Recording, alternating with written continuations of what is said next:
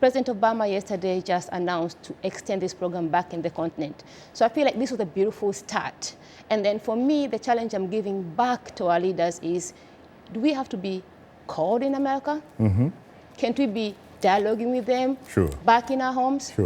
So if we are to talk of democracy and engagement and governance, it starts with us back in the country. We are ready. We want to dialogue. We want to do things. Can we sit down and dialogue? I hear you. Let's go to your country of birth, as a matter of fact, Tanzania. Good evening, John. You're most welcome to Straight Talk Africa. Thank you very much, Shaka. You're most I'm calling from Dar es Salaam.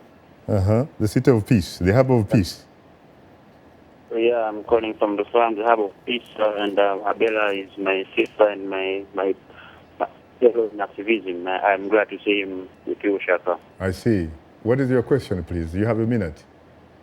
Well, my question goes straight to Abella, and now that Tanzania is in the constitutional making process, and Abella has gone to US and learned about constitutional making and founding the nation, and the unit that the States of America have, and what will she contribute to our country at a point now that we have this constitutional making standoff in the Parliament and sought for hard discussion about the unit between ourselves as Tanganyikans and Zanzibars.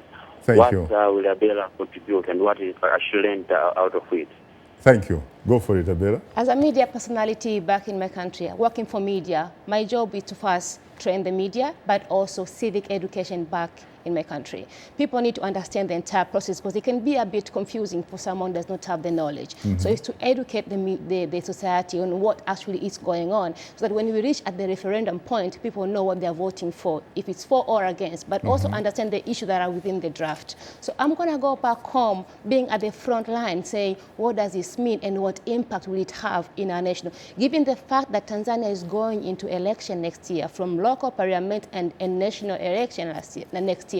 So 2015 is going to be largely defined by the new constitution that we'll get. And so I'm going to be in the front line, using media, using my activism, using my youth leadership, and what I've learned here at YALI back at home. Thank you.